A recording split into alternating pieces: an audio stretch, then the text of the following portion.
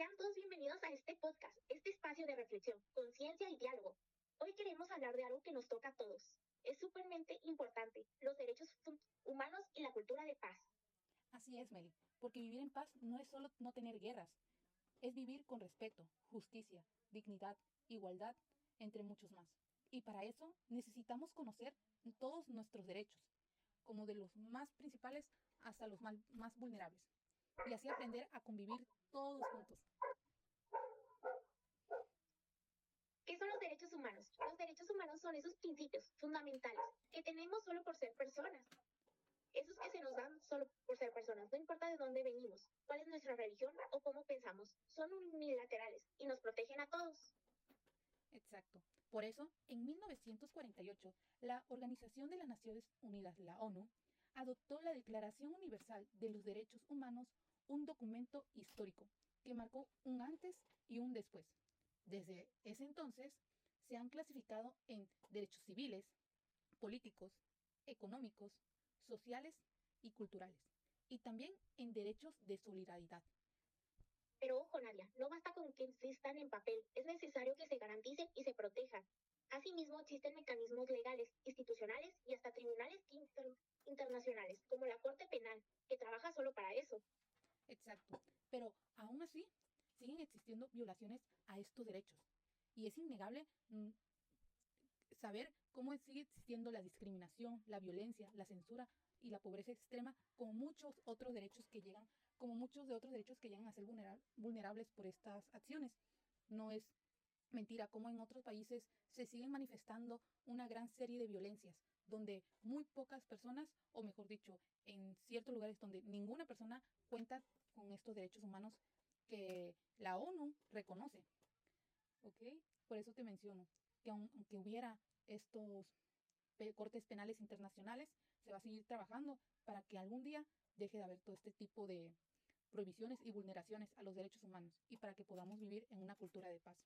Es aquí donde entra la otra parte del diálogo de hoy, la cultura de paz.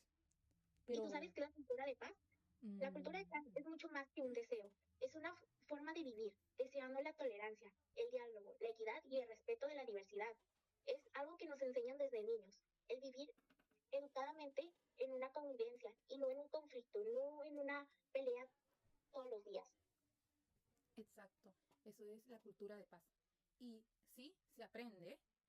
Por eso la educación para la paz es fundamental y es como tú lo mencionas, desde muy pequeños se tiene que empezar a enseñar, ya que desde pequeños debemos de aprender a resolver conflictos sin violencia, a escuchar al otro, a entendernos en la diferencia. Desde pequeños se nos enseña a que debemos de respetar a nuestros compañeros, a nuestros mayores, entre otros, pero también nos deberían de enseñar a qué podemos hacer para poder generar esta paz, cómo debemos de reaccionar, ya que desde niños muchas veces tenemos como ejemplo a nuestros adultos y al ver cómo ellos enfrentan ciertas situaciones, llegamos a ser afectados y por eso llegamos a confundir ciertas acciones que podemos luego que generen una paz negativa o bueno, lleguen a generar todo lo contrario que queremos. Como pequeños se nos hace una confusión en no saber cómo respetar, así que es Exactamente. muy importante que desde niños se nos valoren nuestros respetos, para así que florezcan, porque la paz es súpermente importante y cuando hay paz se protege mejor la dignidad humana, que es lo más importante, que son los caminos que se cruzan, se fortalecen y se necesitan mutuamente. Y Meli, pero ¿qué podemos hacer nosotros para generar esa paz? Pues primero, educarnos, conocer nuestros derechos. Es el primer paso para defendernos y también para respetar a los demás. Es súpermente importante respetar los derechos de los demás. Exacto. ¿Y qué otro, Meli? Informarnos, acceder a medios responsables que promueven mensajes positivos, que nos ayuden a pensar y no a dividirnos.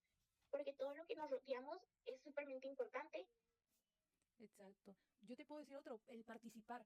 La paz no es tarea solo de los gobiernos o las instituciones, que a veces es un pensamiento erróneo que tenemos, que solamente el gobierno y ciertas instituciones se tienen que hacer cargo, cuando realmente también tiene que venir de nosotros, ya que para generar esta paz es de todos de igual manera generarla.